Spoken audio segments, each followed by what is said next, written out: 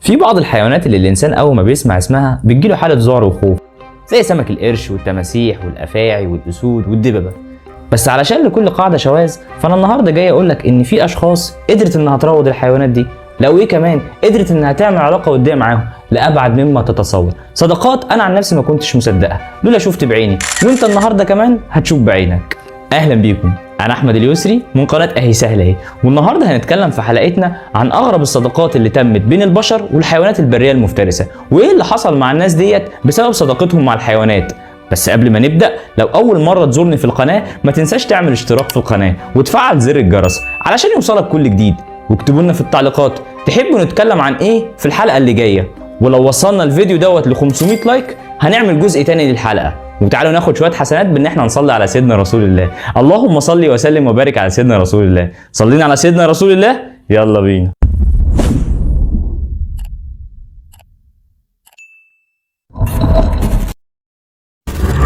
من 20 سنه في كوستاريكا في صياد اسمه تشيتو لقى تمساح مصاب في عينه.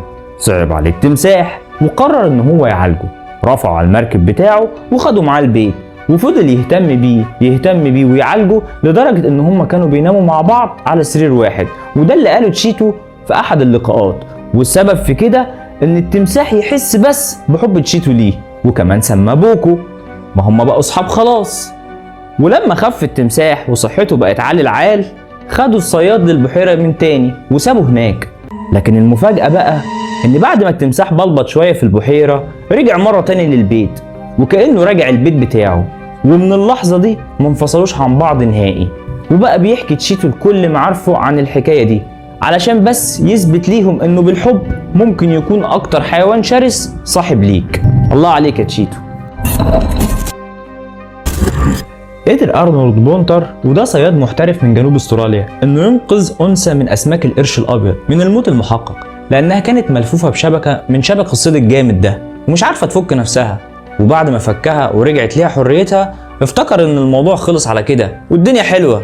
لكن بعدها بشويه بدا يحس انه اتورط بسبب الانقاذ ده، لان السمكه ببساطه فضلت تحرس المركب بتاعه بترد له الجميل بقى. وطبعا وجودها كان بيخوف كل السمك اللي موجود في المنطقه. وفضلت على الحال ده تغيب شويه وترجع تلعب معاه، وما تمشيش غير لما يلعب معاها. ادي اخرة اللي ينقذ سمكه قرش يا عم ارنولد. ممكن ان احنا نتقبل شويه ان يبقى في صداقه ما بين رجل او شاب وما بين حيوان مفترس زي ما شفنا من شويه، لكن اللي مش ممكن ابدا ان احنا نتخيله حتى ان يبقى في صداقه ما بين طفل وحيوان مفترس. لا وايه كمان، ثعبان البايثون الخطير ده بيوصل طوله ل7 متر. وبالمناسبه انا عامل حلقه عن اخطر الافاعي في العالم، هتلاقوا الفيديو هنا. بس ده اللي حصل فعلا في كمبوديا، ان كانت في علاقه صداقه ما بين طفل عنده 7 سنين وما بين ثعبان البايثون. والغريب كمان ان والد الطفل بيقول ان الطفل من وهو عنده 3 شهور وهو مصاحب الثعبان دوت، وموجود معاه كمان على السرير وبيلعب معاه كانه التوأم بتاعه. يا قلبك يا اخي، ده انا اعرف ناس بتخاف تضرب البرص لما هتلعب مع تعبان بالشكل ده. من المؤكد ان المروض مارك بوتو ماكس هو الشخص الوحيد في العالم اللي يقدر انه يتكلم مع دب قطبي. فمارك ما عندوش مشكله انه يلعب او يعوم او يتعارك مع الدب، لكن الغريب ان الدب بيدوس بفكيه على راس مارك من غير ما يصيبه باذى. انت متخيل بيحط راسه بين اسنان الدب وما يحصلوش اي حاجه؟ طب ازاي وصلوا للدرجه دي من الحب والصداقه الاستثنائيه دي؟ الحكايه ابتدت ان مارك كان بيشتغل مع الحيوانات في مختلف الافلام الاجنبي، وفي يوم من الايام احتاج مخرج لدب قطبي علشان بيصور فيلم عن الالاسكا. وفي نفس ذات اللحظه كان في دبه صغيره في حديقه حيوان سويديه. صاحبنا مارك ما كدبش خبر وطلع جري على الحديقه، وعمل كل اللي يقدر عليه علشان يقعد مع الدبه دي، وانه يحاول يروضها ويخليها تعمل كل اللي هو عايزه. وفعلا قدر يوصل لده، واثبت للكل انهم بقى اصحاب كمان. واللي اغرب من كده انها بقت بتغير عليه جدا، وكل ما واحده تقرب من مارك تلاقي الدبه بتتغاظ وتطلع اصوات غريبه. كف على نفسك بقى يا عم مارك.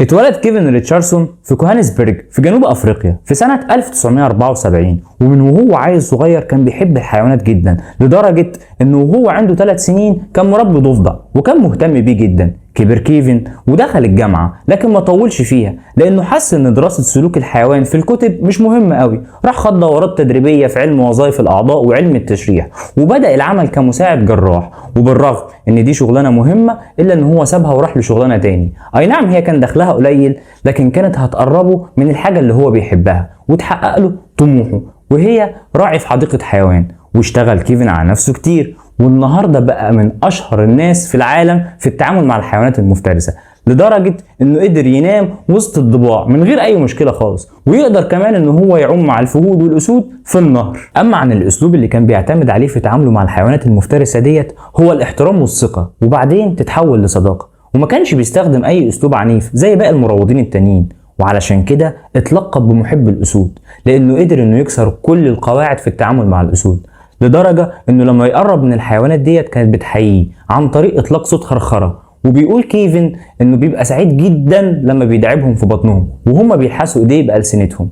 الا ان الاسود هجمته في مرة، وده كان لما بيصور فيلم في اسد اسمه ثور هجم عليه، وده خلى كل اللي موجود يحس بالرعب، لكن سطرت والحمد لله. ومع ذلك بيأكد ريتشاردسون ان الاسود كائنات هادية جدا بنسبة 99%، وبيوصل خطرهم لحد الموت بنسبة 1%. ده انت اللي هادي يا عم كيفن والله. بس كده اهي سهله اهي. اتمنى يكون عجبكم الفيديو، يا ريت بقى تعملوا لايك وشير عشان يوصل لكل الناس، ولو لسه جديد في القناه ما تنساش تعمل اشتراك في القناه وتفعل زر الجرس عشان يوصلك كل جديد، وادخلوا اتفرجوا على باقي الحلقات هتستفادوا منها جدا وهتعجبكم باذن الله. نشوفكم الحلقه اللي جايه، سلام.